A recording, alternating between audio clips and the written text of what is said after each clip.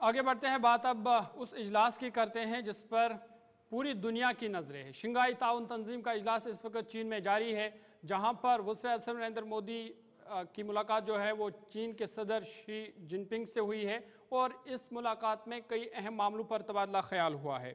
आपको बता दें कि शी जिनपिंग और वज़ीर-ए-आज़म मोदी के दरमियान ये अहम मुलाकात हुई है और इस अहम मुलाकात में ताल्लुकात को नई सिमत देने पर जोर दिया गया।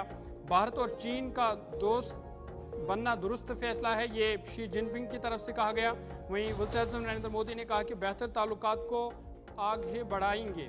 चीन के शहर तियानजिन में जारी शंघाई ताउन तंजीम के सरबराही इजलास में वज़ीर-ए-आज़म नरेंद्र मोदी ने शिरकत की और इस मौका पर उन्होंने चीन के सदर शी जिनपिंग के साथ तकरीबन 40 मिनट दो तरफा मुलाकात की और दोनों रहनुमाओं के दरमियान कई अहम उमूर पर तबादला ख्याल हुआ।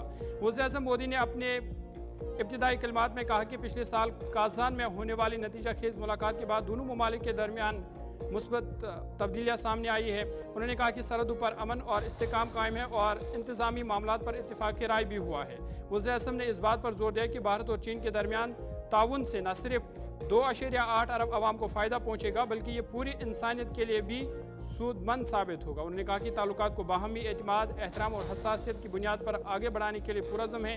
साथ ही उन्होंने इजलास के सदारत पर सदर शी जिनपिंग को मुबारकबाद दी और मदऊ करने के लिए उनका शुक्रिया भी अदा किया। इधर चीन के सदर शी जिनपिंग ने मुलाकात को तारीखी करार देते हुए कहा कि भारत और चीन दो कदीम तहजीबों और दुनिया के सबसे बड़े आबादी वाले ममालिक के तौर पर एक साथ आना ये वक्त की ज़रूरत है। उन्होंने कहा कि ड्रैगन और हाथी का साथ चलना लाजमी है ताकि खित्ते और दुनिया में अमन और खुशहाली को फ़रोग़ दिया जा सके। आपको बता दें कि इजलास जारी है जहाँ पर वज़ीर-ए-आज़म नरेंद्र मोदी रूस के सदर व्लादिमीर पुतिन से भी मुलाकात करेंगे। लेकिन ये इजलास कब हो रहा है? जब अमेरिका लगातार टैरिफ लगा रहा है, खासकर चीन, भारत और रूस उनके निशाने पर है।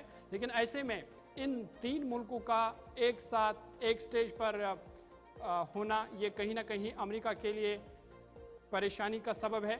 लेकिन इस इजलास में वज़ीर-ए-आज़म मोदी ने क्या कुछ कहा वो आपको सुनाते हैं।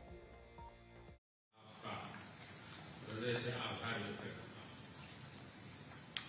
पिछले वर्ष कयान में हमारी बहुत ही सार्थक चर्चा हुई थी।